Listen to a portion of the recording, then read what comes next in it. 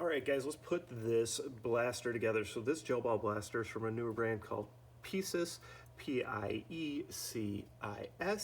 and this is their Uzi or Mack 10 style gel ball blaster. You can get it on Amazon, and much like the other Uzi or Mack 10 styles, it's very similar. You can just see it's got a little different graphic on it. I believe they have a couple graphic choices, and they have a couple other models of gel ball blasters that I'll probably be showing you later too. Okay, so it goes together the same as I've shown you before, but let's talk about it. Got your AC adapter you need to plug this into, so you make sure it's at least a 1 amp. Okay, I've been running into people lately in comments whose batteries aren't charging.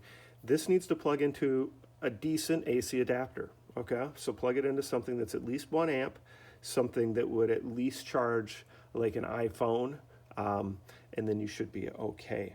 All right, of course a larger AC adapter will charge it faster. This is going to have a red light on it that's bright red when it's charging, and that red light turns off when it's fully charged. These are 4-pin style batteries, okay? 4-pin style batteries, and this is a 7.4 volt 600 mAh battery. So get that all charged up.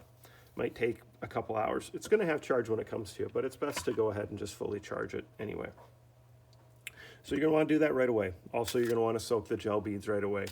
I've talked about that in lots of videos. They give you a nice little tip sheet here about soaking them. So gel beads, soak them 4 to 6 hours, use plenty of water, use a big enough container. When they're done, there's going to be a little excess water most likely. Drain that off and then fill up your hopper. I have some all ready to go here. It's very important to get these soaked properly with enough water and enough space to grow to 7 to 8 millimeters. Otherwise, your blaster's not going to function properly. And that certainly is one of the main problems with new gel blaster owners, is they don't soak them long enough because they're impatient, or they just didn't follow directions, or whatever. So just remember that, keep that in mind. All right, so we've got those ready to go. Everything else here, let's start putting it together. So first, let's go ahead and put the battery in. So battery compartment right here, you can see your plug. And again, this is made so it can really only plug in one way. So if you're struggling, flip it over. And then I found if you push the harness towards the back of the blaster and then kind of just turn the battery, that you can get it in here. But it does sometimes take a little bit of finesse. There we go. So once you get it in there, just kind of tuck this ribbon in, and the ribbon's attached so that when you go to pull the battery out, it makes it a little easier to get it out if it is stuck.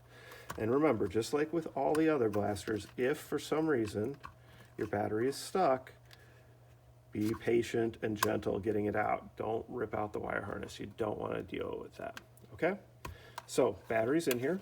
There's your on-off button. It also functions as a safety. So, all right, it's working. We're going to go ahead and put it back in to off mode.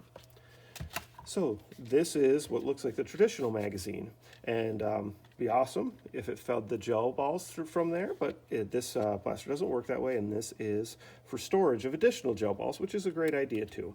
So that's just going to slide on. It locks in place, and the release button is right here, so if you wanted to release it, okay?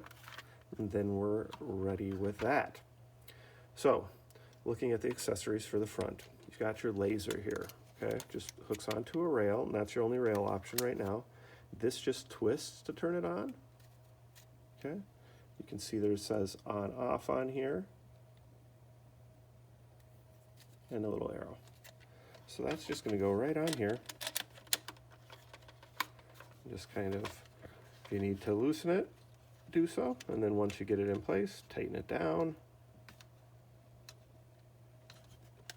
It's ready to go. If you're going to go ahead and use this little strap, that clips to here,